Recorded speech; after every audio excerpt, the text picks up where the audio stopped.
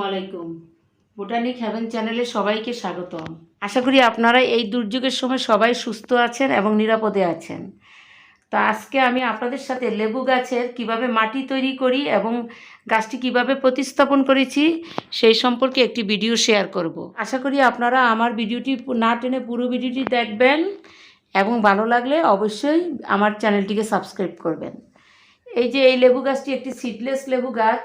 এটা অনেক ভালো প্রজাতির একটি লেবু গাছ। এই গাছটি আমি মাসখানেক আগে নার্সারি থেকে একটি চারা এনেছিলাম, মাঝারি সাইজের।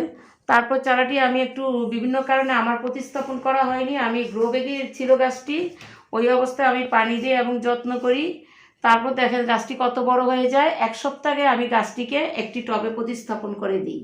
সবাই কম বেশি আমরা লেবু গাছ আমাদের বাগানে রাখতে পছন্দ করি। আমার বাগানেও কিছু লেবু গাছ আছে, কিন্তু আমি কখনো লেবু গাছের ভিডিও আপনাদের সাথে শেয়ার করিনি। তো ভাবলাম যে এই গাছটি আপনাদের সাথে, যেহেতু নতুন প্রতিস্থাপন করেছি, এই গাছের একটি ভিডিও আপনাদের সাথে শেয়ার করি। এটি একটি সিডলেস প্রজাতির লেবু গাছ। মূলত যে কোনো লেবু গাছের প্রতিস্থাপন প্রায় একই রকম হয়। আপনার পাতি লেবু, কাগজি লেবু বা সিডলেস লেবু, তারপর আপনার শরবতি লেবু, সব ধরনের লেবু, যেটা আমাদের দেশে মালটাও বলে, সবুজ রঙের হয়, দেশি মালটা যেটা, এই সব গাছের প্রতিস্থাপন মোটামুটি একই রকম হয়। তো আমি এই গাছটি যেহেতু আমার বারান্দায় রাখি, এই জন্য আমি মালটা গাছটা একটু কম চাষ করি, কারণ বারান্দায় এই মালটা গাছটা ভালোভাবে হয় না, মালটাটা ভালোভাবে হয় না, যার কারণে আমি বারান্দায় বিভিন্ন ধরনের লেবু গাছ রাখি এবং খুব সুন্দরভাবে আমার গাছে লেবু হয়। তো আপনারা আশা করি এই ভিডিওটি দেখে কিছুটা হলেও উপকৃত হবেন। তো প্রথমে বলছি কিভাবে আমি এই গাছটির মাটি তৈরি করেছি।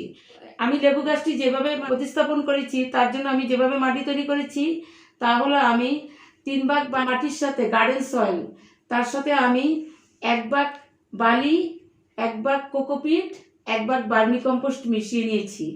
আর সাথে দিয়েছি আমি 2-3 চামচ নিমখোল, আর 2-3 চামচ আমি শিংকুচি, 2-3 চামচ আমি বোনমিল নিয়েছি। আর যেহেতু জৈব পদ্ধতিতে আমি গাছটি লাগিয়েছি, এই জন্য আমি সাথে কিছু কলার খোসা শুকিয়ে ছোট ছোট করে কেটে মিশিয়ে দিয়েছি। আপনারা ইচ্ছে করলে এভাবে করতে পারেন, তাহলে পরবর্তীতে লেবু গাছে যখন ফুল ফল আসে তখন পটাশ সারের চাহিদাটা পূরণ হয়ে যায়। এই জন্য গাছটি প্রতিস্থাপনের সময় আপনারা ইচ্ছা করলে লেবু গাছে আপনারা কলার খোসা মিশিয়ে দিতে পারেন। আর নিমখোলটা দেওয়ার মেইন কারণ হচ্ছে গাছের গোড়ায় যত রকমের পোকা মাকড়, মাটিতে এক ধরনের কৃমি থাকে, আবার মাটিতে ফাঙ্গাস যাতে আক্রমণ না হয়, এই জন্য আপনারা অবশ্যই চেষ্টা করবেন নিমখোলটি ব্যবহার করতে। আর ভার্মি কম্পোস্ট বা পাতা পচা সার বা 1 বছরের পুরনো গোবর সার বা কিচেন ওয়েস্ট কম্পোস্ট, যে কোনো একটি আপনারা ব্যবহার করতে পারেন, এতে কোনো সমস্যা নেই। এতে গাছটি খুব ভালোভাবে বেড়ে উঠবে এবং গাছের গ্রোথও অনেক সুন্দর হয়। দেখেন আমার এই গাছটি আমি প্রতিস্থাপন করার আগেই আমি ডালপালা কেটে দিয়েছিলাম। গ্রো ব্যাগটি বড় ছিল, বললাম তো, মাসখানেক আগে আমি গাছটি কিনেছি। আমি একটু সমস্যার কারণে ভিডিওটি করতে পারিনি এবং গাছটি প্রতিস্থাপনও করতে পারিনি, যার কারণে আমি ওই গ্রো ব্যাগে থাকা অবস্থায় গাছটি আমি প্রুনিংও করে দিয়েছিলাম, যার কারণে দেখেন কি সুন্দর ডালপালাও হয়ে গেছে। আর প্রতিস্থাপন করার সময় আমি এই সারগুলো মিশিয়ে দিয়েছি, যাতে পরবর্তীতে লেবু গাছে ভালোভাবে ফুল ফল আসে এবং ভালোভাবে আমরা যেন লেবু পেতে পারি। এই জন্য এই সারগুলো একটু বেশি পরিমাণে মিশিয়ে দিয়েছি। আর লেবু গাছে সবসময় আপনারা একটু কোকোপিট মিশিয়ে দিবেন, তাহলে কি হবে, লেবু গাছের মাটিটা ময়েশ্চার থাকবে, পানি ধরে রাখবে, মোটামুটি একদম শুকিয়ে যাবে না। তাহলে লেবু গাছ যখন ফুল আসবে, তাহলে লেবু গাছের ফুল ঝরে যাবে না। কারণ লেবু গাছে যদি অতিরিক্ত পানি জমে যায় বা অতিরিক্ত শুকিয়ে যায় মাটি, তখন কিন্তু ফুল ঝরে যায়। এই জন্য আপনারা গাছের মাটি তৈরি করার সময় যদি আপনারা একটা ভালো মাটি তৈরি করেন, তাহলে পরবর্তীকালে অনেক ভালো ফল পাবেন আশা করি। আর এই প্রজাতিটি অনেক ভালো একটি প্রজাতি। আপনারা ইচ্ছা করলে আপনাদের বাগানে, ছাদে, বারান্দায়, যেখানে ইচ্ছা ট্রাই করতে পারেন। এবার বলি টবের কথা। এই গাছটি যখন আপনারা প্রতিস্থাপন করবেন, আপনারা চেষ্টা করবেন 10 থেকে 10, 12, 14, তার উপরে যত বড় সাইজের টব দিবেন আপনাদের ফলন তত বেশি ভালো হবে। আর পানির ব্যবস্থাপনা, লেবু গাছে কিভাবে পানি দিবেন, লেবু গাছে পানিটা খুব বুঝে শুনে দিতে হয়। প্রতিদিন একই নিয়মে পানি দিবেন এবং খেয়াল রাখবেন গাছে যেন অতিরিক্ত পানি না হয় এবং গাছের মাটি যেন পুরো শুকিয়ে না যায়। এই জন্য মাটিটা মোটামুটি যেন হালকা ময়েশ্চার থাকে, এই জন্য প্রতিদিন খেয়াল করে বুঝে শুনে পানি দিবেন। আপনাদের টবের সাইজ অনুযায়ী আবার জায়গা বুঝে আপনারা পানিটা দিবেন। যারা বাগান করেন তারা সবাই অবশ্যই এই ব্যাপারে অভিজ্ঞ, গাছ দেখে বুঝে শুনে আপনারা পানি দিবেন। আর লেবু গাছ যদি আপনারা বারান্দায় করেন, ছাদে করেন, যেখানেই করেন, কমপক্ষে 6-7 ঘন্টা সূর্যের আলো লাগবে। সূর্যের আলো ছাড়া কিন্তু লেবু গাছে লেবু আসবে না, ফুলও আসবে না। ফুল থেকে লেবুও হবে না। এই জন্য আপনারা অবশ্যই এই গাছটি আপনার বাগানের রোদযুক্ত স্থানে রাখবেন। সম্ভব হলে সারাদিনে সূর্যের আলো যেখানে পড়ে সেখানে রাখবেন। আর যদি সম্ভব না হয়, অন্তত সকালবেলা 6-7 ঘন্টার রোদটা অবশ্যই রাখার চেষ্টা করবেন। কারণ রোদ লেবু গাছের জন্য অনেক গুরুত্বপূর্ণ। রোদ ছাড়া কখনোই লেবু গাছে লেবু হয় না।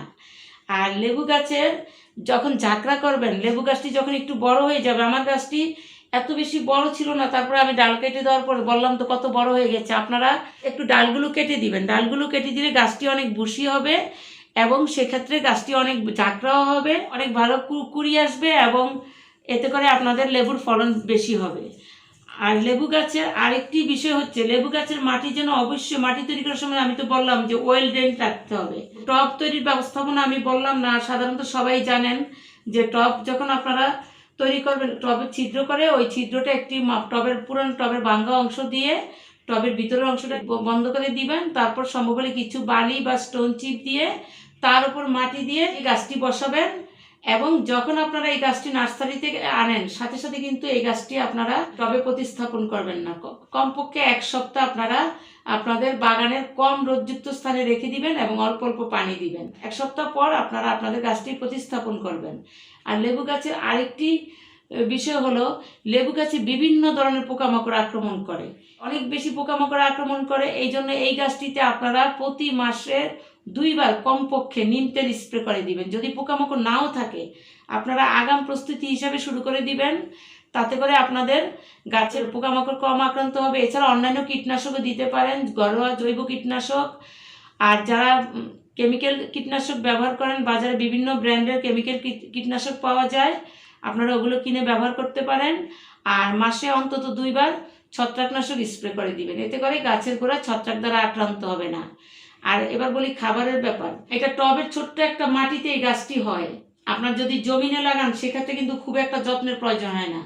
কিন্তু টবে যেহেতু অল্প একটু জায়গায় আমরা অল্প একটু মাটির ভিতরে ফলের চাষ করি এবং সেখান থেকে ফল উৎপাদন করি, এই জন্য টবের গাছকে একটু বেশি যত্ন করতে হয়। সেক্ষেত্রে আপনারা প্রতি মাসে কমপক্ষে 2 বার বিভিন্ন ধরনের জৈব সার ব্যবহার করতে পারেন। এক্ষেত্রে আপনারা সব ধরনের সার মিশিয়ে ভার্মি কম্পোস্ট, হাড় গুঁড়ো, শিংকুচি, নিম খোল, তারপর কলার খোসা ছোট ছোট করে কেটে মিশিয়ে মাসে 1 বার 2 বার ব্যবহার করতে পারেন। সরিষার খোল পানিতে পচিয়ে ব্যবহার করতে পারেন, অথবা সরিষার খোল গুঁড়ো আপনারা গাছের একদম সাইড বরাবর ব্যবহার করতে পারেন, বিশেষ করে বর্ষাকালে। কারণ বর্ষাকালে সরিষার খোলটা খুব বুঝে শুনে ব্যবহার করতে হয়। লেবু গাছের আরেকটি গুরুত্বপূর্ণ টিপস হলো, আপনারা যারা বারান্দায় বাগান করেন তারা ইচ্ছা করলে অনায়াসে আপনারা এই লেবু গাছ আপনাদের বাগানে করতে পারেন। যে কোনো ধরনের লেবু, কাগজি লেবু, পাতি লেবু বা সিডলেস লেবু, এটা খুব সুন্দরভাবে হবে। আমার বারান্দায় আমি 7-8 বছর যাবৎ এই লেবু গাছের চাষ করছি এবং খুব সুন্দরভাবে আমার বারান্দায় লেবু হয়। হয়তো ছাদের মতো পর্যাপ্ত লেবু হয় না, তারপরে আমার বারান্দায় প্রচুর লেবু হয়। তো আশা করি আপনারা নিশ্চিন্ত মনে আপনাদের বারান্দা বাগানে লেবু চাষ করতে পারেন। আপনারা যখন লেবু গাছের চারা সংগ্রহ করবেন, নার্সারি থেকে যখন আপনারা সংগ্রহ করবেন, তখন অবশ্যই একটি ভালো নার্সারি থেকে সংগ্রহ করবেন এবং অবশ্যই চেষ্টা করবেন যেন বীজ থেকে তৈরি চারা না, কলমের চারা সংগ্রহ করবেন। তা না হলে আপনাদের ফলন হতে অনেক সময় লেগে যাবে। কারণ বীজ থেকে যে চারা তৈরি করা হয় ওই গাছের সাধারণত সময় মতো লেবু আসে না, 4-5 বছর সময় লেগে যায়। আর কলম থেকে ডাল কলম করে যে চারা তৈরি করা হয়, ওই চারা থেকে সহজে গাছে ফুলও আসে এবং লেবুও ধরে। আর এখন বর্ষাকাল, এই সময়টা হচ্ছে লেবু গাছ প্রতিস্থাপনের সবচেয়ে উপযুক্ত সময়। আপনারা যে কোনো বাগানে ইচ্ছা করলে এই সময় নার্সারি থেকে একটি চারা এনে আপনার বাগানে প্রতিস্থাপন করে দেখতে পারেন। দেখবেন যে খুব ভালো রেজাল্ট পাবেন এবং এই যত্নগুলি যদি ফলো করেন, আমি যে টিপসগুলো বললাম, এই টিপসগুলো যদি ফলো করেন, আশা করি আপনারা কিছুটা হলেও উপকৃত হবেন। তো আমার ভিডিওটি যদি ভালো লাগে অবশ্যই আমার চ্যানেলটিকে সাবস্ক্রাইব করবেন। আগে যারা সাবস্ক্রাইব করে ফেলেছেন তাদেরকে অসংখ্য ধন্যবাদ।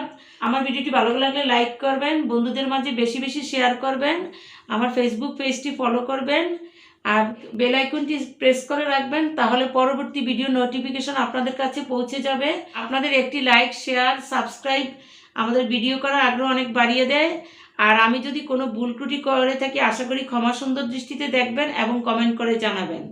এই গাছটি যে পরবর্তীতে আবার কি পরিমাণ ফুল হয় বা লেবু দেয় আমি চেষ্টা করব আপনাদেরকে আবার নতুন ভিডিও করে জানাতে। কষ্ট করে এবং ধৈর্য নিয়ে ভিডিওটি দেখেছেন এই জন্য সবাইকে অসংখ্য ধন্যবাদ জানিয়ে এবং পরবর্তী ভিডিও দেখার আমন্ত্রণ জানিয়ে এখানেই শেষ করছি।